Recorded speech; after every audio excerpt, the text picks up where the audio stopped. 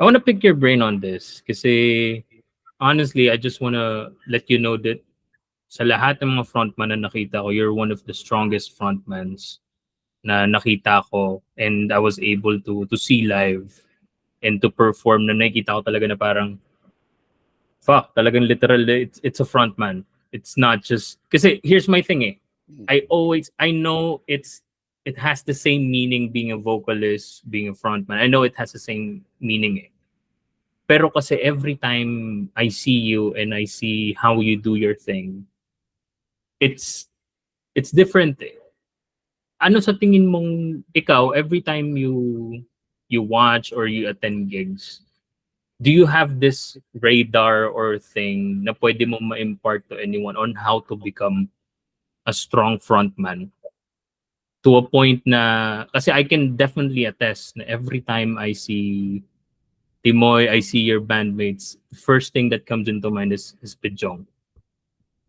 Ano sa tingin mo yung parang pwede mo ma-impart or pwede mo ma-share on how to become a strong frontman like you? A strong frontman like me, first of all,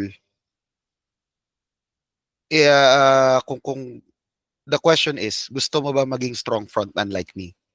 Kasi there's different kinds of frontman eh. If you really want us to be a strong frontman like me, it's like that siguro pag nandun ka sa place, it's your stage eh. Everything is your stage. Dapat maingat ka sa galaw mo at first. Rest your body first before the gig. Makulit ka kung makulit ka, pero wag ka masyado magaslaw. And pag nandun ka sa gig, nandun ka na mismo sa set mo. It's like your last performance ever. Like when we were in Berrio in Psycholaria's gig, literally muntik akong himatayin.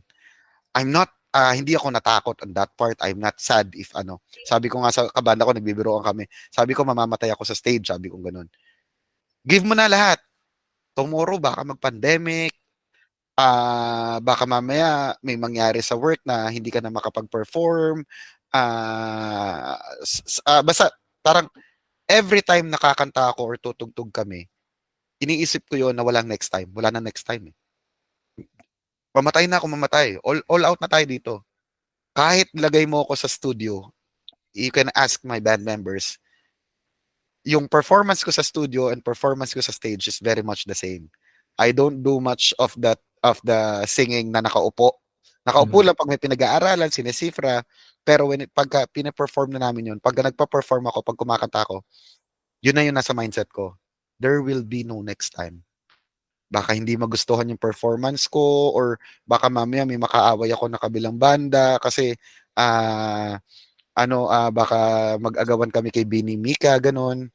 Crush din pala niya si Bini Mika, so baka mag-away kami. Hindi, kidding aside. So parang, isipin mo na lahat ng pwede mong isipin kung bakit last, pero the mindset is, that is the last. Why not give it all? Parang ganun. Mm-hmm.